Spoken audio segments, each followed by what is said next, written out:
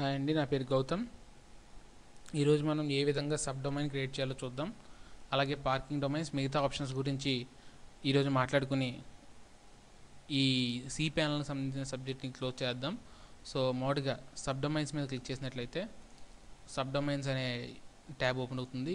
ఇక్కడ మీకు create new sub domain అని మీకు ఒక డేటాని ఎంటర్ చేసేందుకు ఒక ఆప్షన్ వచ్చింది. సింపుల్గా మీరు ఇందులో మీకు ఒక సబ్ డొమైన్ని ఏ విధంగా క్రియేట్ చేసుకోవాలి అంటే, మీకంటూ ఒక ఫోల్డర్ని మీరు సి ప్యానల్ ఫైల్ జిల్లాలో ఫైల్ని పెట్టాలి. ఒక ఫోల్డర్ని పెట్టాలి ఫైల్ జిల్లాలో. ఆ ఫోల్డర్ యొక్క నేమ్ని ఇక్కడ ఇవ్వాలి.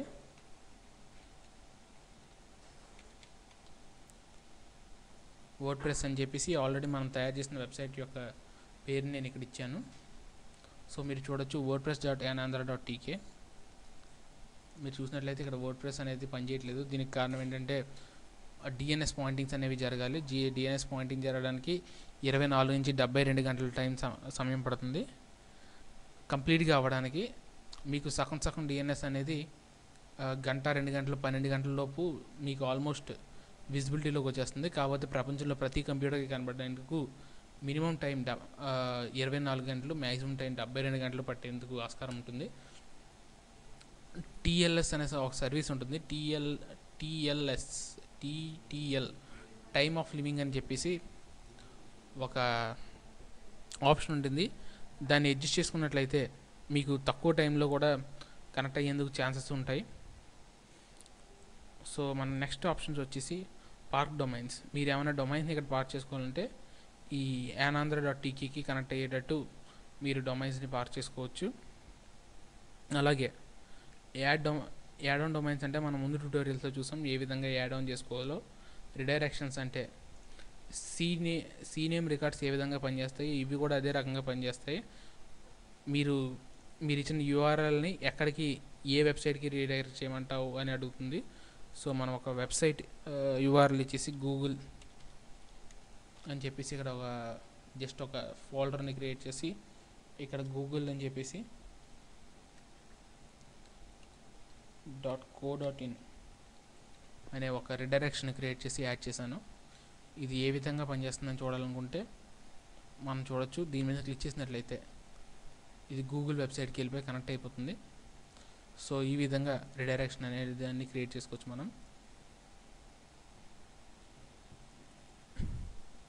అలాగే ఇంపోర్ట్ వెబ్సైట్ అంటే మీ దగ్గర ఉన్న నెంబర్ ఆఫ్ HTML ఫైల్స్ని ఒక జిప్ ఫైల్లో పెట్టేసి ఈ చూస్ బటన్ క్లిక్ చేసి ఆ ఫైల్ని సెలెక్ట్ చేసి ఇంపోర్ట్ కొట్టినట్లయితే మొత్తం మీ దగ్గర ఉన్న HTML ఫైల్స్ అన్నీ కూడా పబ్లిక్ HTML ఫోల్డర్లోకి ట్రాన్స్ఫర్ అయిపోతాయి.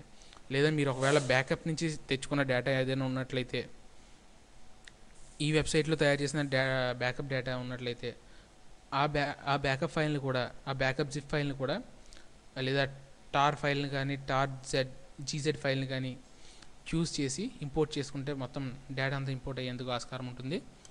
అదేవిధంగా ఇంపోర్ట్ డేటాబేస్, SQL డేటాబేస్ని డైరెక్ట్గా మనం ఒక వెబ్సైట్కి సంబంధించిన SQL డేటాబేస్ని డైరెక్ట్గా ఇంపోర్ట్ చేసుకునేందుకు ఇది యూస్ఫుల్గా ఉంటుంది. కాకపోతే ఇది చేసేందుకు ముందు ముఖ్యంగా మనం ఒక వర్డ్ ప్రెస్ ఒక MySQL డేటాబేస్ని క్రియేట్ చేసి అప్పుడు ఆ డేటాబేస్ని సెలెక్ట్ చేసుకుని ఈ ఫైల్ని సెలెక్ట్ చేసి అందులో డేటాని ఇంపోర్ట్ చేసుకోవాల్సిన అవసరం ఉంటుంది. అలాగే వెబ్ బిల్డర్ అంటే మనం డైరెక్ట్గా ఒక వెబ్సైట్ని చాలా సింపుల్గా తయారు చేసుకునేందుకు ఇది చాలా బాగా ఉపయోగపడుతుంది.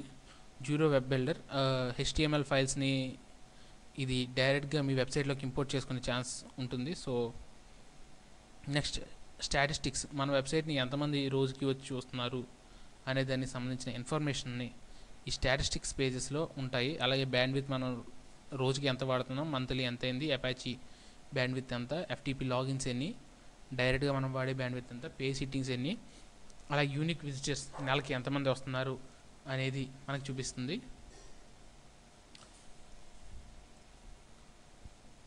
అలాగే మనకి డిఫరెంట్ యాడ్-ఆన్స్ ఉంటాయి. Web builder 2, judo builder, analyse website, ఇలాగా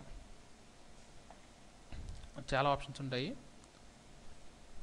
ఇవి file managers, FTP login history, మనం ఎన్నిసార్లు ఎఫ్టీపీలోకి లాగిన్ అయ్యామనే హిస్టరీ, ఏ ఐపీ అడ్రస్ నుంచి, ఏ డేటు, ఏ కంట్రీ నుంచి లాగిన్ అయ్యామనే హిస్టరీ ఇందులో ఉంటుంది. ఎర్రర్ లోగోస్, మనకి ఎన్ని ఎర్రర్స్ వచ్చాయి, మనం ఒక వెబ్సైట్ని రన్ చేస్తున్నప్పుడు అందులో ఫెయిల్ అయిన స్క్రిప్ట్స్ కానీ ఏమన్నా ఉన్నట్లయితే అందులో వచ్చిన ఎర్రర్స్ అన్నీ కూడా ఎర్రర్ లోగోలో స్టోర్ అవుతాయి. అదేవిధంగా ఎఫ్టీపీ అకౌంట్స్ అంటే మీరు ఏంటంటే ఎఫ్టీపీ యాక్సెస్లో ఒక మెయిన్ అకౌంట్ని చూశారు, ఇలాగ సబ్ అకౌంట్ని క్రియేట్ చేసుకోవడానికి ఇది ఉపయోగపడుతుంది. ఆ అకౌంట్కి ఎంత ఎంబీ అనేది డిసైడ్ చేసి ఇచ్చేందుకు ఉపయోగపడుతుంది. ఇక్కడ యూజర్ నేమ్ పాస్వర్డ్ అనేది సెట్ చేసి మనం ఫైల్స్ ఇలా నుంచి లాగిన్ చేసుకునేందుకు ఉపయోగపడుతుంది. సో గాయస్, మీకు కానీ నా వీడియోస్ కానీ నచ్చినట్లయితే నాకు కింద కామెంట్ చేసి సబ్స్క్రైబ్ చేసుకోండి. అట్ ది సేమ్ టైం మీకు ఏమైనా డౌట్స్ కానీ లేదా మీకు ఏదైనా క్వైరీస్ కానీ ఉన్నట్లయితే మీరు నాకు మెయిల్ చేయొచ్చు info@gautamraj.inకి. అలాగే మీరు నా వెబ్సైట్ www.gautamraj.inలోకి వెళ్ళి కాంటాక్ట్ ఫామ్ క్లిక్ చేసి మీరు మీ క్వైరీని సబ్మిట్ చేయండి. మీ క్వైరీస్ అన్నిటికీ కూడా లేదా మీ డౌట్స్ అన్నిటికీ కూడా నేను విత్ ఇన్ 24 hours రెస్పాండ్ అవుతాను. Thank you guys, thank you very much for watching my videos.